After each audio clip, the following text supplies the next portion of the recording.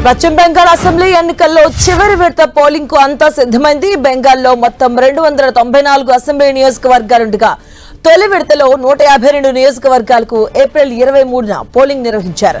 ఇక రెండో విడతలో మిగిలినటువంటి 142 స్థానాలకు మరి కాసేపట్లో పోలింగ్ ప్రారంభం కాబోతుంది. మరి దశలో పోలింగ్ జరిగే అసెంబ్లీ నియోజకవర్గాల్లో చాలా కీలకమైన ప్రాంతాలున్నాయి.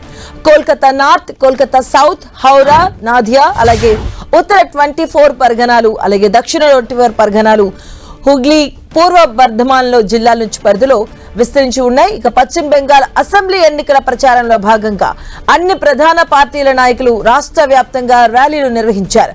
బెంగాల్లో అధికార తృణమూల్ కాంగ్రెస్, ప్రతిపక్ష బీజేపీల మధ్య హోరాహోరీ పోరు సాగే అవకాశాలు కనిపిస్తున్నాయి. ఇక బెంగాల్లో మరోసారి అధికారంలో కొనసాగేలా మమతా బెనర్జీ ప్రయత్నాలు చేస్తూ ఉండగా ఈసారి ఎలాగైనా బెంగాల్ అధికార పీఠం దక్కించుకోవాలని బీజేపీ తీవ్రంగా ప్రయత్నిస్తుంది. దీంతో అసెంబ్లీ ఎన్నికల్లో బీజేపీ టీఎంసీ నాయకుల మధ్య మాటల యుద్ధం తీవ్ర స్థాయికి చేరింది. పశ్చిమ బెంగాల్లో ఏప్రిల్ 23న జరిగిన మొదటి దశ ఎన్నికల పోలింగ్ లో 93.19% రికార్డు ఓటింగ్ నమోదైంది.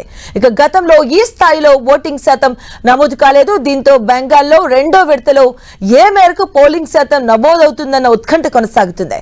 ఇక కేరళ, అస్సాం, పశ్చిమ బెంగాల్, తమిళనాడు రాష్ట్రాలతో పాటు కేంద్ర పాలిత ప్రాంతమైనటువంటి పుదుచ్చేరి అసెంబ్లీలకు నిర్వహించినటువంటి ఎన్నికల ఓట్ల లెక్కింపు మే 4న జరగబోతుంది. ఇప్పుడు అందరి చూపు పశ్చిమ బెంగాల్ మలిదశ ఎన్నికలు ముగియగానే విడుదల చేసే ఎగ్జిట్ పోల్స్ సర్వేలపైన ఉన్నాయి. ఇక ఇప్పటికే ఎన్నికలు జరిగిన 5 రాష్ట్రాల్లో ఆయా సర్వే సంస్థలు ముమ్మరంగా సర్వేలు చేసి నివేదికలను సిద్ధం చేశాయి. బుధవారం సాయంత్రం 6 గంటల తర్వాత పలు ఛానళ్లు, సర్వే సంస్థలు తమ అంచనాలను ప్రజల ముందుకు పెట్టేందుకు అంతా సిద్ధం చేసుకుంటున్నాయి. దీంతో ఎగ్జిట్ పోల్స్ లో ఏ పార్టీలు సత్తా చాటుతాయన్న ఉత్కంఠ అంతటా ఉంది. ఏదేమైనా మే 4వ తేదీన వెలువడే అసలు సిసలు ఫలితాలే ఆయా రాష్ట్రాల భవిష్యత్తును, నాయకుల తలరాత్రలను దిశానిర్దేశం చేస్తాయి.